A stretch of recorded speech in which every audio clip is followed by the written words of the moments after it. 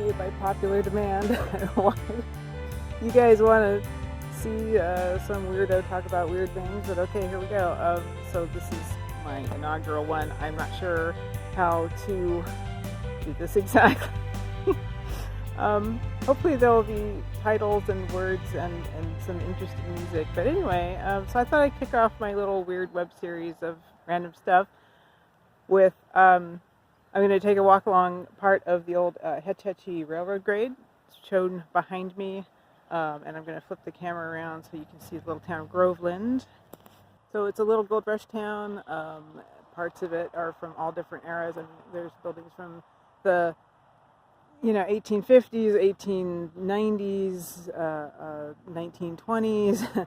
The Groveland Hotel across the way there I used to work at, and half of it, the left half, from 1914, when they built the Hetchy Railroad, which is what I am going to be talking a little bit about today. They've recently cleared this area out, as you can see by the big burn piles, and it's a very flat grade. I'll look at some equipment, I'll look at some little plants, and just kind of talk a little bit as I walk about the Hetchy Railroad and railroad grade. No, I don't have a gimbal yet. It's on my to-buy list. Sorry for the jiggly video. I will stabilize it if I can. See, now I've already gotten myself into trouble because I know somewhere in this thicket, at some point I found an old piece of equipment from the railroad that was like a clean-out area where they would dump water or not oil, probably. That's later on, but somewhere, and I can't find it because they've done so much clearing. I don't recognize it the last time that I was walking here. But I can show you this native plant. This is called, California mugwort. It's not actually a mugwort as in the European mugwort. It is in the Artemisia family, which is in the wormwood family, which is what they make absinthe with. Don't make absinthe out of this. Local native tribes, the Miwok, the Southern Sierra Miwok in particular, would use this as a it's a fragrant herb, so it was like a sacred herb that they would use for ceremonial purposes, for cleansing the body in the sweat lodge and in the roundhouse for dances. And it smells quite good, and it's just coming up. This is the end of March, so it looks about like this. You can see last year's stalks. They get kind of tallish. They grow in kind of wet-ish areas. This is just sort of a little shady spot in the hillside. Usually they're more near creeks. I have quite a bit down at the bottom of my driveway where there is actually a creek, and I will show you that in a future video. But for now, let's continue along the Hetchy Railroad grade. Also, giant mushrooms. Look at the size of these things. Also, don't eat them. I don't know, maybe you can, but you know what? I know nothing about mushrooms, so I will never be telling you to eat anything like mushrooms on these videos, because I know just like kind of nothing about them other than I'm allergic to them, and many are poisonous. So, yay, enjoy these giant mushrooms. Here's actually a little grouping of vinca, which was a popular plant in Victorian times and in the 1920s, kind of your grandma and your great grandma's day. And that is not a native plant to California. So that tells me that this was planted here intentionally, either by railroad workers. There might have been a house nearby here, although that's kind of unlikely just because it is like right on the railroad grade. So unless they had like a tiny house like up this hillside somewhere, I don't know why this is here. It's kind of interestingly out of place, but that is a non-native plant that is probably was planted in, I'm going to say, the 20s, maybe a little later, because there was kind of a boom in the teens and 20s due to the railroad. And again, I'll talk about this as we're walking here. So the Hetchy Railroad. In Yosemite National Park, there is a sister valley to Yosemite Valley, the famous one with Half Dome and all that. And it's Hetchy Valley, and it's named as the Valley of Tall Grasses. That's what Hetchy means, is grasses, and in the native language. And in 1914, John Muir tried to save the valley from being flooded as a reservoir for the city of San Francisco, and was unsuccessful. So they were building quite a large dam there in 1912, 1914, thereabouts, and they needed to get people, workers, equipment, supplies, cement, all of that stuff up to the Hetchy Valley where they would build the dam. So this railroad that runs through the town of Groveland, well, kind of on the backside. I mean, here's the park. We're up above the park here. There's like a little playground. There's a skate park, that kind of stuff. There's a basketball thing. There's a youth center, some charging stations for electric cars, all that.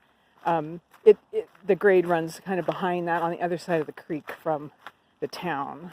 Now here's the one major obvious sign that this is a railroad grade is this giant tank that I'll hopefully put up a graphic that will say what exactly this is for, but I think it was for oil storage or oil containment. They would drain the old oil out of the engine, I think, through this box, and it would come out through these pipes, go to this storage tank. I think it was for the dirty oil, but again, I will confirm and put a graphic down there and as to what it was actually for.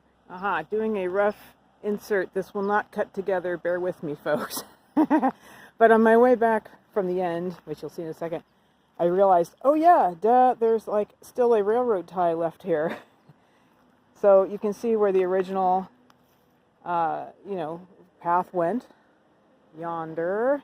And then here's some later cement stuff that you can see where the ties were, like right here.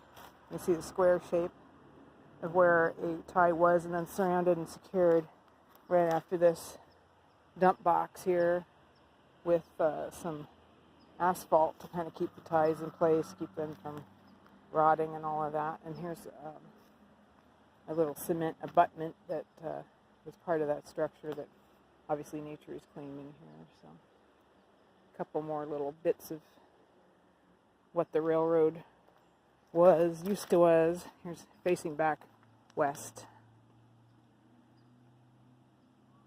So the grade continues a little ways. I'm heading east, by the way.